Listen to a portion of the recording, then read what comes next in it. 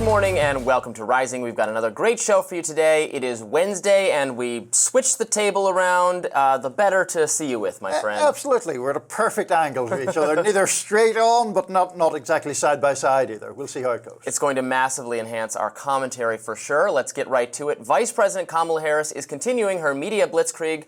First stop on Tuesday was the Howard Stern show. What did we learn? Well, not much, other than she likes Doritos, Formula One, and also Prince, the artist formerly known as. On a more serious note, she discussed the death threats that she's received throughout her career. She says she, however, refuses to live in fear. So when you went after gang members, I'm talking about people who traffic drugs and this and that kind of thing. Were you ever directly threatened by these people? They said, hey, you better just shut this down or you're going to get it? I've definitely had death threats. Yeah. Yeah, I don't generally talk about them, but yes. Why don't you talk about them? Because you don't want to encourage any kind of nuts out there, or is it because it's just too hard to confront? I refuse to live in fear of the bad guy. She also touted her career as a prosecutor. To me, you're the law and order candidate, and yet they try to paint you like you're some leftist who I don't know, who wants to have people running through the streets committing crimes. You were a prosecutor. I have put a lot of people in jail. I have personally prosecuted everything from, child sexual assault to homicides. And Harris also made the claim that Trump is getting played by dictators. Doesn't support our friend Ukraine. Doesn't support, therefore, something America should always, and has always, by the way, been a champion of, which is the importance of sovereignty and territorial integrity, which means the importance of standing against anyone who tries to take another nation by force. You're getting played, and some would say, look, I grew up in the neighborhood. Some would say you're getting punked. Yeah. If you stand in favor of somebody who's an adversary over your friends on principles that we all agree on. And you look at it, it's not only that. He says he's going to be a dictator on day one. Understand what dictators do. They jail journalists. They put people who are protesting in the street in jail. To end her day, Harris also sat down with late-night host Stephen Colbert, where the two shared her favorite beer. Would you like to have a beer with me so I can tell people what that's like? Okay, this was... Now, we asked ahead of time, because I can't just be giving a drink to the Vice President of the United States without asking. You asked for Miller High Life. You asked for Miller High Life. I'm just curious. Okay, the last time I had beer was at a baseball game with Doug. So cheers. There cheers. You go.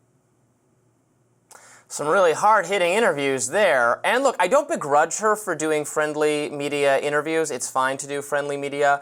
The American people do want to see a little bit of personality, come to better understand the people running for office. That's fine. It should be in addition to hard-hitting, adversarial, confrontational interviews with major networks, and that's the part she doesn't do. So it's not that I'm mad she's doing this, but it's all she does. Is that fair? The exception to it is the 60 Minutes interview, which she did do, and in my opinion didn't fare especially well in, to say. No wonder she only wants to be on with Howard Stern in The View. Right, so I mean, she's now doing these much softer interviews, which are much friendlier, and even then they're not completely free of peril for her, because it was on The View that she was asked, are you going to do anything different from Biden, and she said she couldn't think of a thing that she was going to do differently. And then the Trump campaign and Republicans seized on that, given Biden's low approval numbers.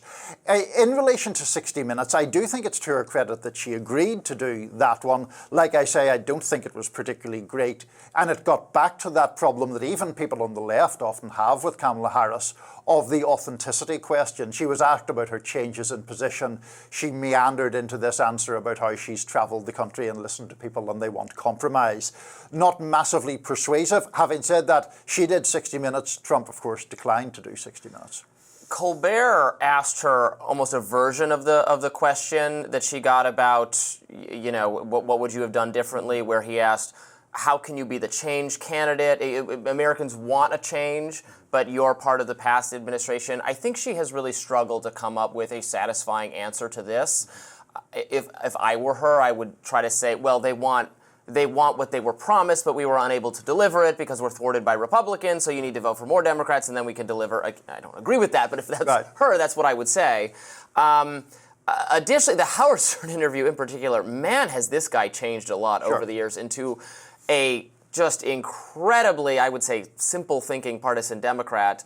Trying to fangirl her as the candidate of law enforcement, which I think speaks to just the weird turn she took in the 2018-2019 period, where she did really try to do a 180 on her more authentic self. Because I agree, she was a prosecutor. She was tough on crime, in some ways tougher on crime than I would like her to be on certain categories of crime, including truancy. And then she utterly, and I would argue insincerely, betrayed that version of herself to fit this what elites thought was the current moment of defund the police and Black Lives Matter and everything, a elite movement that never had the level of deep public support that so many in progressive media pretended it did, and she was forced to adapt all these stances that ended up being very unpopular. Her campaign went nowhere, and now she's undone all of that. Yeah, so without relitigating 2020, I wonder, was it the stances that were unpopular, or was it the sense that she genuinely didn't believe one thing or another? Yeah. Because both. we did see figures on the left do fairly well. I mean, Bernie Sanders did pretty well in that primary, not as well as he'd done in 2016,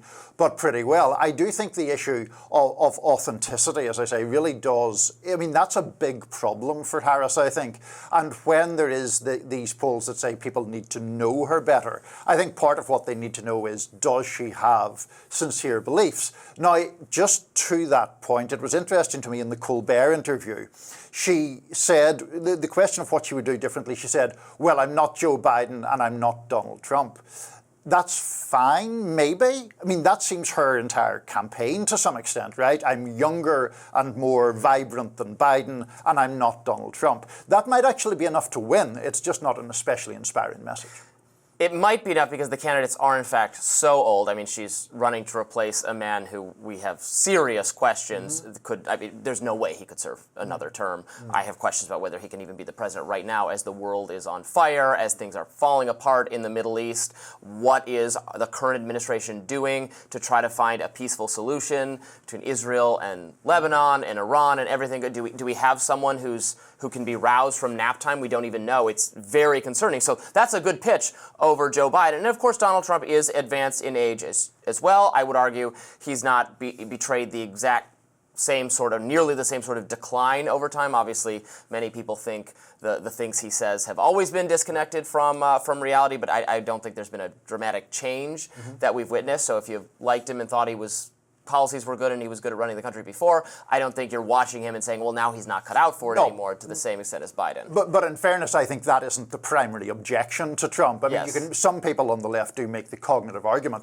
but the primary... They started making it when Biden was done. That's right. Couldn't make it then. And then the day after, they're like, well, this guy's pretty old for this job, isn't he? And you and I actually agree that was opportunistic and completely sort of selective in the way the logic was applied there. But look, the argument against Trump is, firstly, he's unhinged, and secondly, he's an active danger to American democracy. And thirdly, and here's where the softer Harris interviews I think did work for her, she makes the argument that his inherent sort of selfishness or narcissism makes him ill-placed to actually solve people's problems. And I suspect that might be actually a more effective argument to whatever sliver of voters are still in the middle ground.